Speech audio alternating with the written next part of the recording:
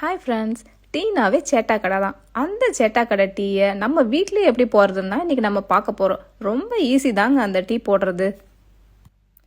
ஒரு பாத்திரத்தில் 1.5 கிளாஸ் தண்ணி ஊற்றி நல்லா கொதிக்க விட்டுருங்க. 5லேருந்து 10 நிமிஷம் தண்ணியை மட்டும்.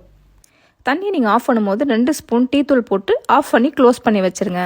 நம்ம ஓப்பன் பண்ணி வச்சு கொதிக்க வைக்கும் போது டீயிலேருந்து வரக்கூடிய பாலிஃபினால் குளுக்கோசைட்டுன்னு வாசனை தரக்கூடிய டீயோட மனமே போயிடும்.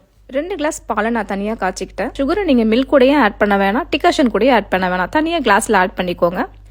5 மினிட்ஸ்க்கு அப்புறம் டீ டிகாஷன் எடுத்து நம்ம வடிக்க வேண்டியதான். 2 கிளாஸ்லேயும் 1/4 கிளாஸ்க்கு டிகாஷன் ஊற்றிட்டு மீதி கிளாஸில் பால் எடுத்து நம்ம ஊற்ற வேண்டியதான், வடிகட்டிட்டு ஆடா இல்லாமல். அதுக்கப்புறமா நீங்கள் 2 டைம் ஆற்றுனீங்கன்னா அதுக்கப்புறம் செமையான டீ ரெடி ஆயிடுச்சுங்க. இந்த டீயில் நம்ம 2 தான் டிஃப்ரெண்ட்டாக பண்ணியிருக்கோம்.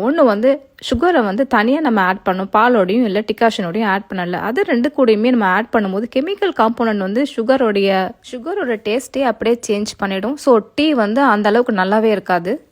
நான் நல்லா நுர வர மாதிரி ஆற்றிட்டு அதுக்கப்புறமா கொஞ்சமாக டிகாஷன் அது மேலே ஊற்றிட்டேன் 2 கிளாஸ்லேயுமே. அவ்வளோதாங்க, எக்ஸலண்ட்டான டீ ரெடி ஆயிடுச்சு.